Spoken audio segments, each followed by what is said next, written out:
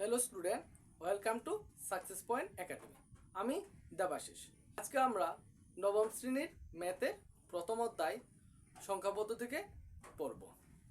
আমি তোমাদের ম্যাথ শুরু করার আগে কিছু কথা বলে নিই। আমরা ম্যাথটাকে কীভাবে পড়ব। আমি ম্যাথের প্রত্যেকটা চ্যাপ্টারের প্রত্যেকটা এক্সারসাইজের বেসিক বুঝাবো, এরপরে ওই এক্সারসাইজটাকে করব। তো চলো আমরা আজকের ক্লাস শুরু করি। পদ্ধতিতে সংখ্যাকে দুই ভাগে ভাগ করি। সংখ্যাকে আমরা দুই ভাগে ভাগ করি। একটা হচ্ছে তোমার বাস্তব সংখ্যা, যেটাকে আমরা বলি রিয়েল নাম্বার, আর একটা হচ্ছে তোমার কাল্পনিক সংখ্যা,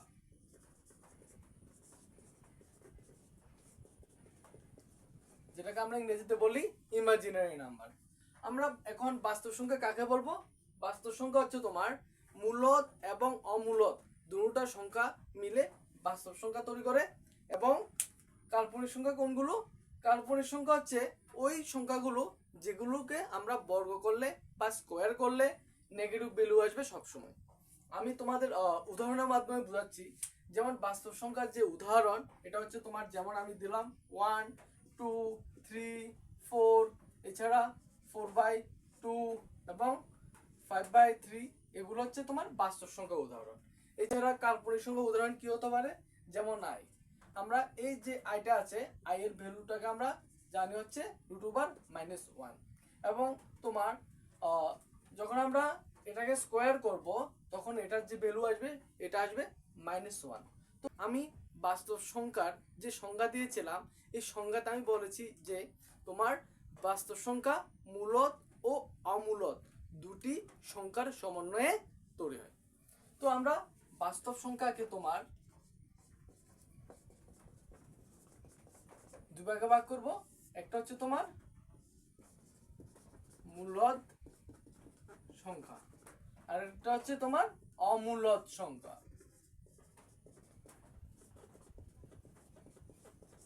হচ্ছে ওই সংখ্যাগুলা যেগুলোকে আমরা তোমার p/q আকারে প্রকাশ করতে পারবো, এবং যেখানে p আর q হচ্ছে তোমার অখণ্ড সংখ্যা, আবার যেখানে q ≠ 0 হবে, তখন ওই সংখ্যাগুলোকে আমরা বলবো মূলদ সংখ্যা। ইংরেজিতে বলতে গেলে আমরা এগুলোকে বলি হচ্ছে রেশনাল নাম্বার। এছাড়া অপরটা হচ্ছে অমূলদ সংখ্যা। এই অমূলদ সংখ্যাকে আমরা p/q আকারে প্রকাশ করতে পারবো না। অর্থাৎ যে সংখ্যাগুলোকে আমরা p/q আকারে প্রকাশ করতে পারবো ওই সংখ্যাগুলো হবে তোমার মূলদ সংখ্যা, আবার যে সংখ্যাগুলোকে আমরা p/q আকারে প্রকাশ করতে পারবো না ওইগুলো হবে অমূলদ সংখ্যা। এখন তোমার মূলদ সংখ্যার উদাহরণ কি হতে পারে? মূলদ সংখ্যার যদি আমি এক্সাম্পল দিই, যেমন তোমার 5/3, এটাকে আমরা 5/3 p/q এর সাজাতে পারি। এছাড়া 2, 3, 4, এগুলো হচ্ছে তোমার মূলদ সংখ্যা। এছাড়া অমূলদ সংখ্যা কোনগুলো? যেমন তোমার √2, 5, এগুলো হচ্ছে তোমার অমূলদ সংখ্যার উদাহরণ। এগুলোকে আমরা তোমার p/q আকারে সাজাতে পারি না। মূলদ সংখ্যাকে তোমার বিভিন্ন ভাগে ভাগ করা হয়। যেমন তোমার স্বাভাবিক সংখ্যা, সমগ্র সংখ্যা, অখণ্ড সংখ্যা। আমি সবগুলো সংখ্যার সংজ্ঞা এবং তাদের উদাহরণ দিয়ে তোমাদের সবগুলো বুঝিয়ে দেব। যেমন তোমার প্রথম যেটা হচ্ছে, এটা হচ্ছে স্বাভাবিক সংখ্যা।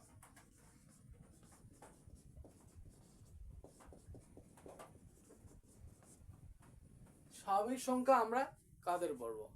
যে সংখ্যাগুলো তোমার গণনার কাজে ব্যবহার করা হয় ওদেরকে বলা হয় স্বাভাবিক সংখ্যা। স্বাভাবিক সংখ্যা সবসময় তোমার 1 থেকে শুরু হয়। যেমন তোমার 1, 2, 3, 4 করে ইনফিনিটি পর্যন্ত এই যে সংখ্যাগুলো আছে, এই সংখ্যাগুলো হচ্ছে তোমার স্বাভাবিক সংখ্যার উদাহরণ। আমাদের যদি বলে যে স্বাভাবিক সংখ্যা কত থেকে শুরু হয়, তোমরা বলবে কি যে 1 থেকে স্বাভাবিক সংখ্যা শুরু হয়।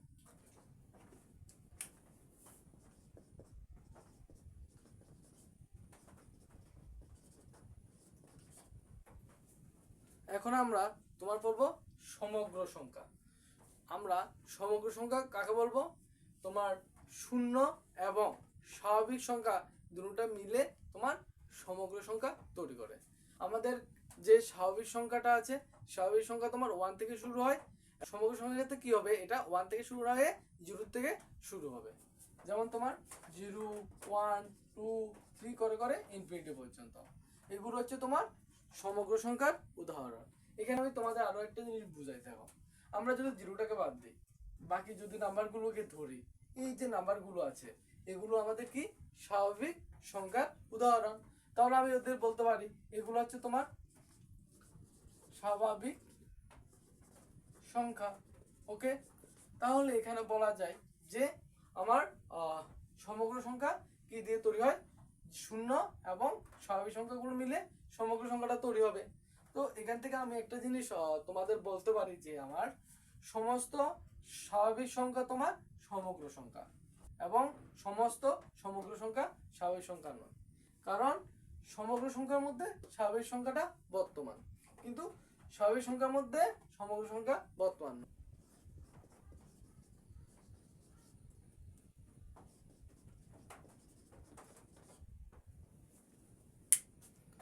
এখন আমরা পড়বো অখণ্ড সংখ্যা। অখণ্ড সংখ্যা কাকে বলবো, তোমার ধনাত্মক সংখ্যা এবং শূন্য এছাড়া ঋণাত্মক সংখ্যা সবগুলো মিলে তোমার এই অখণ্ড সংখ্যাটাকে তৈরি করে। যেমন তোমার আমি উদাহরণ দিই, যেমন -3, -2, -1, 0, 1, 2, 3, এই যে সংখ্যাগুলো আছে এগুলো তোমার কি অখণ্ড সংখ্যার উদাহরণ।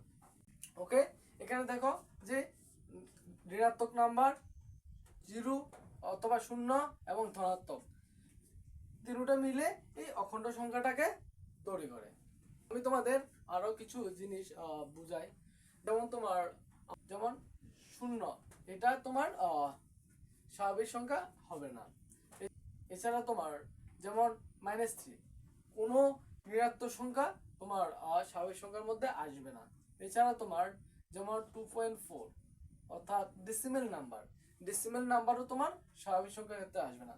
তোমরা স্বাভাবিক সংখ্যার নিচে নোট দিয়ে লিখে রাখবে যে 0 ঋণাত্মক সংখ্যা, এছাড়া তোমার ডেসিমেল অর্থাৎ দশমিকের সংখ্যা কোনোদিন স্বাভাবিক সংখ্যা হবে না। তোমাদের বিবৃতি দিয়ে দিতে পারে যে যে কোনো ঋণাত্মক সংখ্যা স্বাভাবিক সংখ্যা হতে পারে, এবং যে কোনো দশমিক সংখ্যা তোমার স্বাভাবিক সংখ্যা হতে পারে। এটা সত্য না মিথ্যা তোমাদের এভাবে দিয়ে দেয়। এবং তোমরা জিনিসগুলো মনে রাখবে যে 0 ঋণাত্মক সংখ্যা এবং দশমিক সংখ্যা এগুলো কোনোদিন স্বাভাবিক সংখ্যা হবে না। এছাড়া তোমার আরো কিছু বলি আমি, যেমন ঋণাত্মক সংখ্যা, দশমিক সংখ্যা, ওকে, এগুলো তোমার আমার সমগ্র সংখ্যার ক্ষেত্রে আসবে না। এখন আমরা দেখব তোমার দুটি মূলদ সংখ্যার মধ্যে কিভাবে একটি মূলদ সংখ্যা বের করা যায়। দুটো পদ্ধতির মধ্যে যে প্রথম যে পদ্ধতিটা এটা হচ্ছে তোমার যে x আর y এর মধ্যবর্তী একটি মূলদ সংখ্যা বের করো। তাহলে আমরা কিভাবে করব, এটাকে হচ্ছে তোমার x + y/2, যেখানে তোমার y greater than x, y সবসময় কি হবে, x এর থেকে বড় হবে। তখন তোমরা কি করবে, প্রথম সংখ্যা যোগ দ্বিতীয় সংখ্যাকে যদি 2 দিয়ে ভাগ করো, এই দুটি সংখ্যার মধ্যবর্তী যে মূল সংখ্যাটা, এই মূল সংখ্যাটা বের হবে। এটা হচ্ছে ফার্স্ট পদ্ধতি। তোমার আরেকটা পদ্ধতি হচ্ছে তোমার দ্বিতীয় যে পদ্ধতিটা, যখন তোমার আমি বলি যদি x আর y দুটি নাম্বার হয়, যদি বলে যে x আর y এর মধ্যে তোমার n নাম্বার অফ মূল সংখ্যা বের করো, তাহলে আমরা কিভাবে করব, আমরা করার জন্য আমাদের একটা বের করতে হবে, d বের করতে হবে। d কি হবে, d হবে তোমার y - x/n + 1, এবং তোমার x আর y এর মধ্যে যে n সংখ্যক মূল সংখ্যা থাকবে ওইটা বের করার যে ফর্মুলাটা হবে, এটা হবে তোমার x + d, x + 2d করে করে x + nd পর্যন্ত। ওকে, দুটি উদাহরণের মাধ্যমে আমাদের পদ্ধতি 1 এবং পদ্ধতি 2 দুটোটা আমি বুঝাবো। যেমন তোমার আমাকে যদি বলা হয় যে 1 এবং 2 এর মধ্যে একটি মূলদ সংখ্যা বের করার জন্য, ওকে, তো আমাদের যে প্রথম যেটা পদ্ধতিটা ছিল ওটা কি ছিল, যদি দুটো নাম্বার x আর y থাকে এবং যদি y গ্রেটার দেন x হয়, তাহলে আমরা ওদের মধ্যে যে মূলদ সংখ্যাটা বের করব, এটার ফর্মুলা কি ছিল, x + y/2। ওকে, আমরা এই ফর্মুলাটা যদি ব্যবহার করি কি হবে, টু প্লাস ওয়ান বাই কত হবে টু। ওকে, এখানে কি হবে 3/2। ওকে, তো দেখো 3/2 কি, 3/2 হচ্ছে 1 এবং 2 এর মধ্যে একটি মূলদ সংখ্যা। তাহলে আমি এদিকে পদ্ধতি 2টাকে দেখব। তো সেম টু সেম এক্সাম্পল নেব, যেমন তোমার 1 এবং 2 এর মধ্যে আমাকে বলা হলো যে তিনটা মূলদ সংখ্যা বের করার জন্য। এখানে কি হবে তোমার, আমাদের 1 আর 2 এর মধ্যে তিনটা মূলদ সংখ্যা বের করার জন্য আমাদের প্রথমে কি করতে হবে, ডি বের করতে হবে। ডির ফর্মুলা কি, y minus x by n plus 1। Okay, তাহলে এখানে আমার y কি হবে, y হবে 2 আর x কি হবে 1। তাহলে আমি লিখতে পারি 2 মাইনাস 1 বাই 3 প্লাস 1। তাহলে এখানে কি হবে 1/4। দেখো এখানে 1/4। তাহলে আমার যে 1 আর 2 এর মধ্যে তিনটা যে মূলদ সংখ্যা বের করেছে ফর্মুলাটা কি হবে, x plus D, x plus 2d আর কি হবে x প্লাস nd অর্থাৎ 3d। ওকে, তাহলে এখানে আমি ভ্যালু বসাই।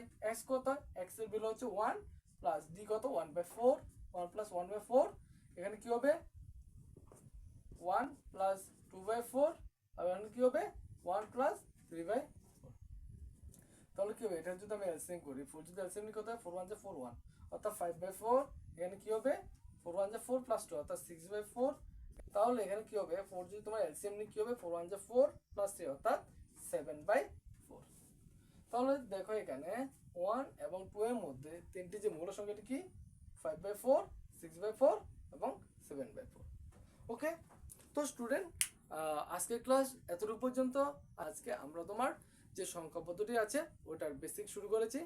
আগামী দিন আমরা এই যে জিনিসগুলো ডিসকাস করেছি ওইগুলোর উপর আমাদের যে এক্সারসাইজ 1.1 আছে ওটাকে আমরা করব।